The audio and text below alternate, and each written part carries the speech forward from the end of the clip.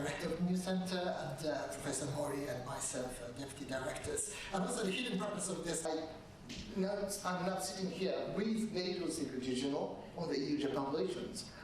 For many, many years, China was not on the NATO agenda, but especially at our summit last year in Madrid, we agreed a new strategic concept where we for the first time addressed China.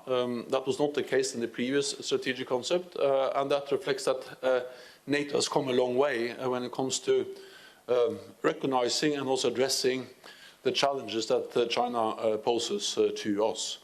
We don't regard China as an adversary, and we don't seek confrontation with China, or actually we don't seek confrontation with anyone. NATO is a defensive alliance.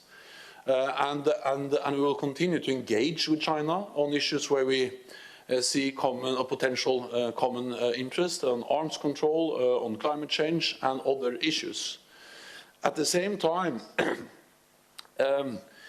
we will be remiss if we did not expose the challenges that China poses to our security, to our values and to our interests. NATO's expansion that triggered the war in Ukraine.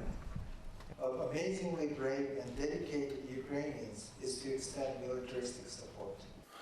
And then, of course, the fact that Russia and China are coming closer, and the significant investments by China in new advanced military capabilities just underlines that China poses a threat, poses a challenge also to NATO allies. So the message is again and again that security is not regional, security is global, and security is interconnected. And Ukraine, I always confused how can I deal with those issues as a student. So we have accepted the free, independent choice of free, independent nations to be part of NATO, and the NATO enlargement has helped to spread democracy, freedom, prosperity across Europe in a way we haven't seen ever before.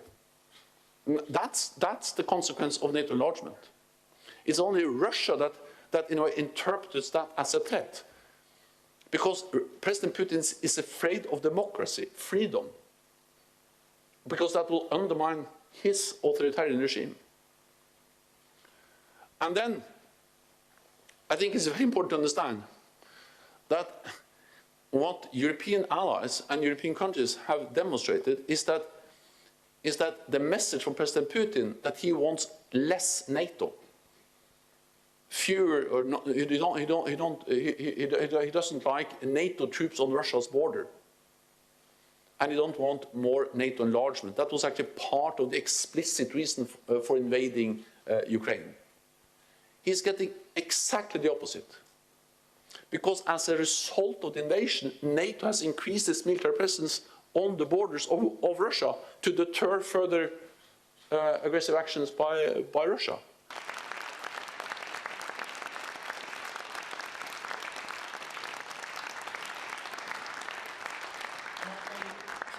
To ensure